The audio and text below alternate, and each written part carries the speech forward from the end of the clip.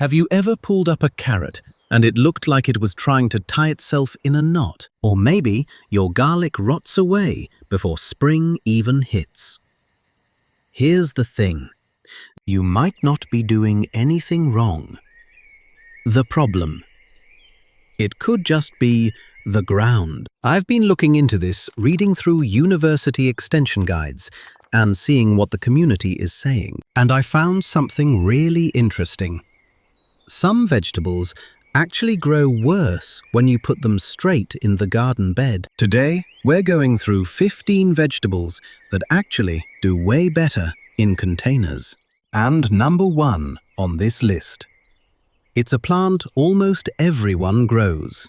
Most of us have struggled with, and hardly anyone knows why.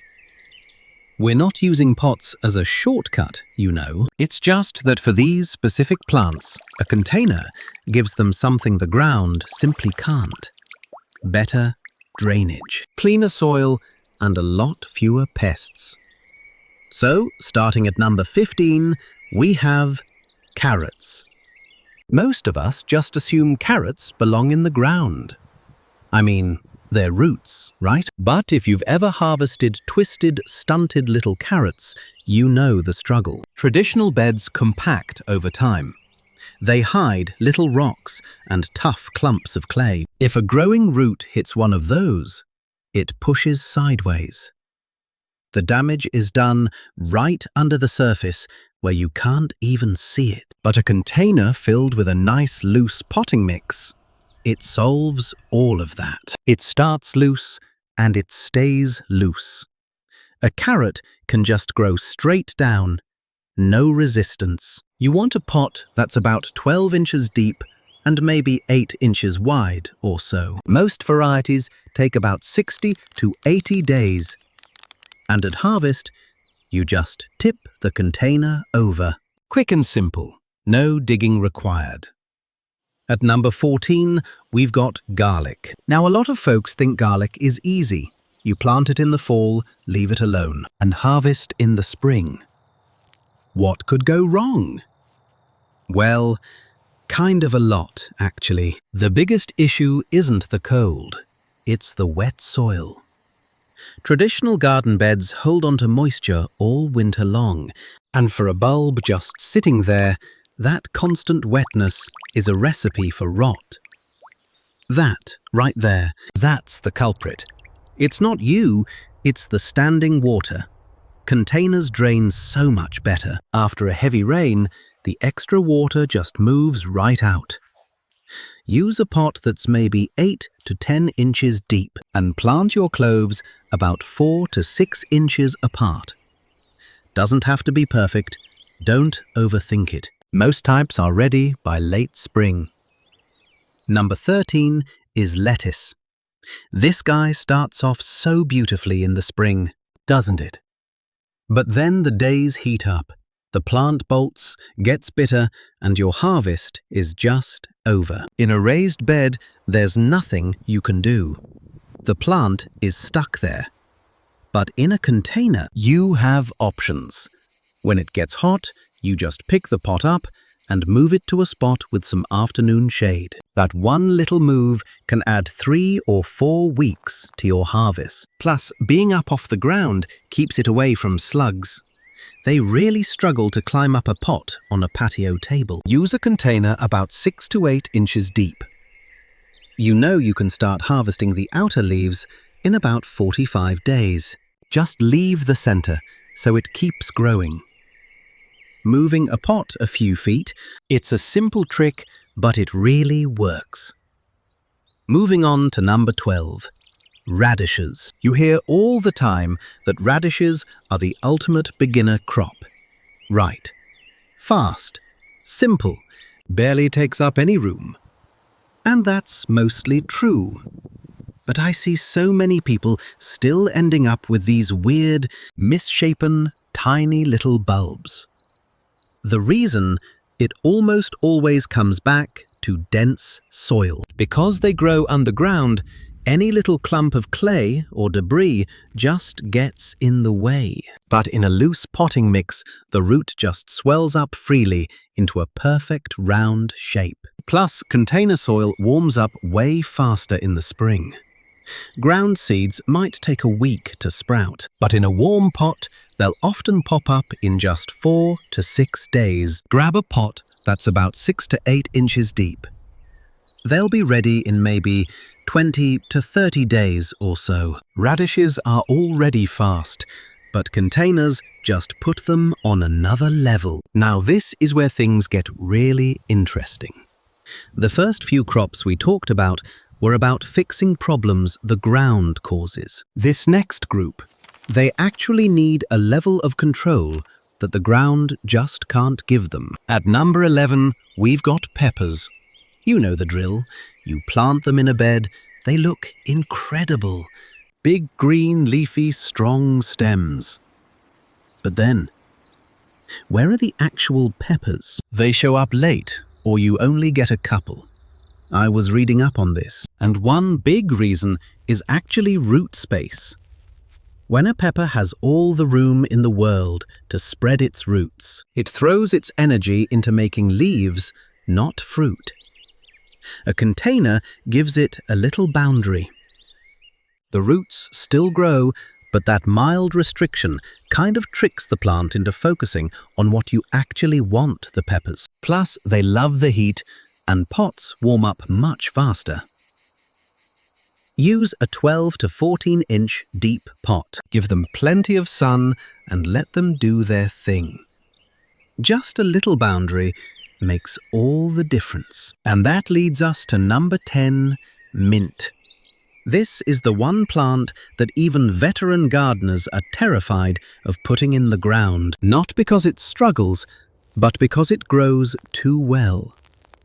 Mint has these underground runners. In a garden bed, they just travel sideways and take over everything. I've seen people lose entire garden beds to one little mint plant they thought was cute, but a container stops that in its tracks. The walls hold it in. You get all of the harvest and absolutely none of the chaos. An 8 to 10 inch pot is perfect. It can even handle a little shade. Life gets busy. That's okay. Mint will bounce right back after you cut it. It's an amazing herb, as long as you keep it in its own little jail. Coming in at number 9, green onions. If you grow these in a regular bed, every time it rains or you water, mud just splashes all over those lower leaves. You end up with dirty, kind of damaged bases. But in a container, the leaves just hang right over the edge. Clean harvest, no mud. And here's the best part. You can pack them in tight. Put them about an inch apart in a 6 inch deep pot, and you'll get so much food out of such a tiny footprint. They only take about 20 to 30 days, and you can just cut them and let them regrow.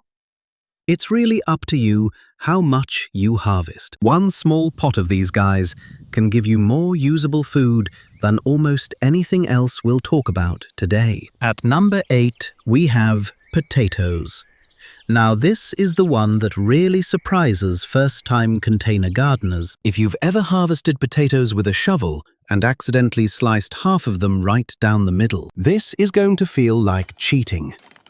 Growing potatoes in the ground totally works, but it's also one of the most exhausting harvests in the whole garden. You're digging slowly, holding your breath, hoping you don't spear a potato that took months to grow. And the soil is so heavy by then. Even after all that, you're never really sure you found them all. But a grow bag, it changes the whole game. You just fill the bag in stages as the plant grows, covering the stem to encourage more potatoes.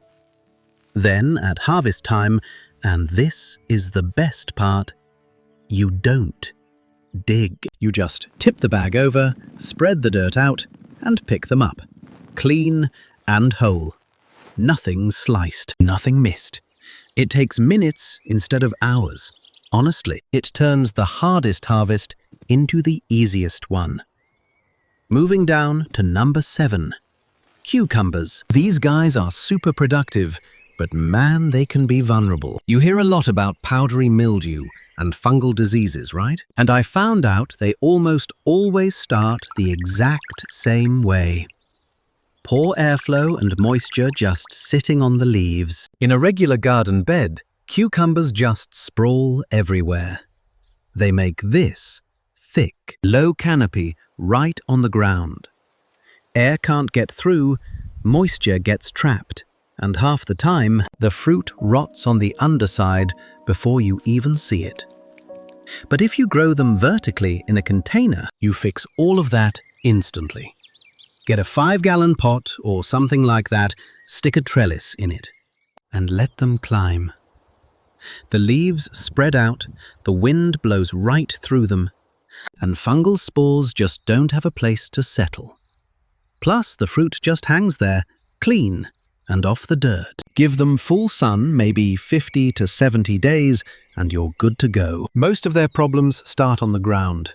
You lift the plant, you break the cycle. At number 6, we've got eggplant. If there's one thing to remember about eggplant, it's this. They are obsessed with heat. They need warm soil, warm air, and a really long season to get going. If you live somewhere a bit cooler, or if spring is taking its sweet time, planting them straight in the ground means they'll just sit there, barely growing, just waiting for the soil to warm up. A container just erases all of that waiting. Potting soil warms up way faster in the spring. If you put a dark pot against a sunny wall, it just soaks up the heat all day and holds on to it. For an eggplant, that means an earlier start and a much longer harvest window. Use at least a 5-gallon pot, give it 6 to 8 hours of sun, and don't overthink it. They want warmth more than anything else, and a container gives them exactly that. So, 10 crops down, and I think we're seeing a pattern here.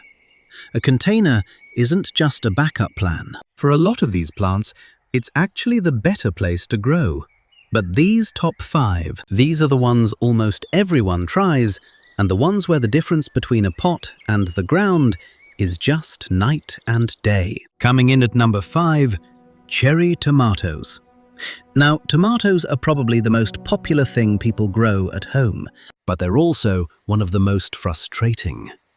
Right, things like early blight, late blight, wilts, they all live in the soil. When you plant straight into a garden bed, your tomato is sitting in that exact soil from day 1 to the end of the season. If those pathogens are left over from last year, your plant is exposed immediately. But a container with fresh potting mix, it completely removes that risk. The roots never even touch the old infected ground. Plus, the drainage is better, so you don't get that damp, swampy condition around the stem that diseases just love. Grab a 5-gallon pot. Give it at least 8 hours of full sun, and you'll be harvesting in about 60 to 80 days. Honestly, a container just protects your harvest by stopping the biggest problem before it even starts. At number 4, we have bush beans. I feel like these are one of the most underrated container crops out there. When you think of beans, you usually picture these long rows in a massive garden, right? But bush varieties are different. They stay naturally compact. No tall stakes, no crazy supports. They're just a perfect fit for a pot. And here's the thing, bush beans really respond to warmth. Because potting mix warms up faster in the spring, the seeds germinate quicker. They establish earlier, and they start producing way sooner than they would in the ground. And as a bonus, the harvest is so much cleaner. The pods just hang over the edge, nice and dry, instead of dragging in the mud. A 12-inch deep container is plenty. Give them some sun, and they'll be ready in about 50 to 60 days. They were practically designed for containers. They just didn't tell us. At number 3, it's spinach. Spinach has the exact same weakness as lettuce. It loves cool weather, but the second the heat hits, it bolts. It sends up a flower stalk. The leaves get tough and bitter. And just like that, your harvest is over. Sometimes weeks before you planned. If it's in a garden bed, there's not much you can do. But in a container, there's no rush. The fix is so simple. When the temperature climbs, just pick the pot up and move it somewhere with some afternoon shade. That one little move cools the plant down and stretches its life. You can just pick the outer leaves, leave the center alone, and it'll keep giving you food for weeks. Use a pot that's 6 to 8 inches deep, something like that. It's really that simple. Coming in at number 2, strawberries. If you grow these guys at ground level, you pretty much know exactly what's going to happen. Slugs and snails zero in on that ripe fruit right away. Rain splashes mud and fungal spores all over them, and half the time, the berries resting on the wet soil just rot underneath before you even get to them. Plus, the runners spread everywhere, turning a nice tidy patch into a wild tangle in just 1 year. But lifting them into containers, it solves every single one of those problems instantly. Instead of lying in the dirt like tiny red targets for bugs, they just hang there, clean, in the open air. No soil underneath means no mud and far less rot. And the runners. They're super easy to just snip off or redirect. Give them a pot that's maybe 6 to 8 inches deep, full sun, and you're set. Growing them up high isn't just some trend, it's an actual fix. And now we've made it to number 1. This is the one that really surprises folks. Once you see why, you'll never plant it the same way again. At number 1, we have basil. Basil has this reputation for being the easiest, most forgiving herb, right? Everyone grows it, but I see so many people plant it straight in the ground and it just sits there. The leaves stay small, it wilts, it spots, it struggles all summer long. And here's the truth that people don't really talk about. Your basil isn't failing because it's delicate. It's failing because most of us put it in the one place that gives it exactly what it hates. Cold roots, trapped moisture, and stale air. Basil needs 3 things: warm roots, amazing drainage, and really good airflow around the base. Traditional ground soil holds onto moisture. It warms up super slowly in the spring, and a little plant crowded in a bed gets 0 air down at the bottom, which is exactly where it's weakest. A container fixes all 3. A dark pot in the sun warms up fast. The potting mix drains freely, so the roots never sit in water. And because it's raised up, it finally gets the air it needs. That right there. That's the difference between a bushy harvest machine and a tired little plant that you're constantly trying to save. Put it in an 8 to 10 inch pot. Give it sun, pinch the flowers off, and don't overdo it. If you've struggled with basil, it wasn't you. It was the environment. So, 15 crops, 15 reasons a container just beat the ground. Carrots that actually grew straight. Garlic that survived the winter. Potatoes that came out of a bag clean, with no shovel in sight. And basil that finally got the warmth and air it always wanted. The point here is simple. A bigger garden doesn't mean a better harvest. You'll hear that you need a huge backyard to grow food. That's just not true. Here's why it's not about how much space you have. It's about matching the plant to the right environment and doing it efficiently. Set it up right, save money, and have some fun with it. If this changed how you look at container gardening, hit subscribe because next time we're covering the crops you should never put in a pot. The ones that absolutely need the ground. Let me know in the comments which one of these surprised you the most. We read every comment and I'd really love to know. Happy gardening!